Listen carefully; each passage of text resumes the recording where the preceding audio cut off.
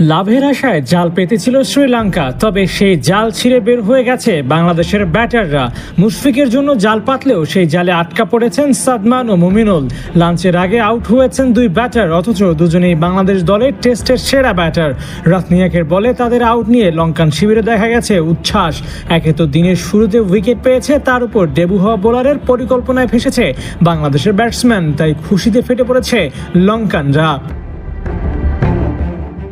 তবে অন্য কোনো বোলারের বলে আউট হলে আলোচনা হয়তো ততটাও হতো না যতটা হচ্ছে থারিন্দু রাতনিয়াকের বলে আউট হওয়ার কারণে। লঙ্কান এই বোলার বল করতে পারেন দুই হাতে। সব্যসাচী এই বোলারকে নিয়ে সিরিজ শুরুর আগেই ছিল বড় চিন্তা। গল টেস্টের প্রথম দিনে সেই চিন্তার জালে আটকা পড়েছেন দুই সেরা ব্যাটার। মুমিনুল সাদমান আউট হলেও রাতনিয়াকের বলে দারুণ ব্যাটিং করেছেন নাজমুল শান্ত, হাঁকিয়েছেন 10-4 এক ছক্কা।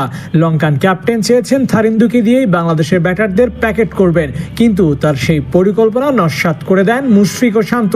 এই জুটিকে আউট করতে সবচেয়ে বেশি ওভার বল করানো হয়েছে এই বোলারকে দিয়ে। 32 ওভার করে 2 উইকেট দিয়েছেন 124 রান।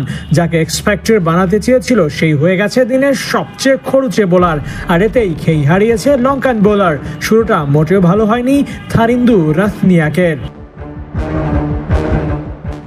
বাংলাদেশের ব্যাটারদের ক্ষেত্রে নতুন কোনো বোলারের বিপক্ষে খেলা কঠিন, সে বরাবরই, কিন্তু এবার সেই ধারা থেকে বের হয়ে আসার চেষ্টা করেছেন দুই সিনিয়র টাইগার, আর এতে লঙ্কানদের পরিকল্পনা নষ্ট হয়েছে ম্যাচের প্রথম দিনে।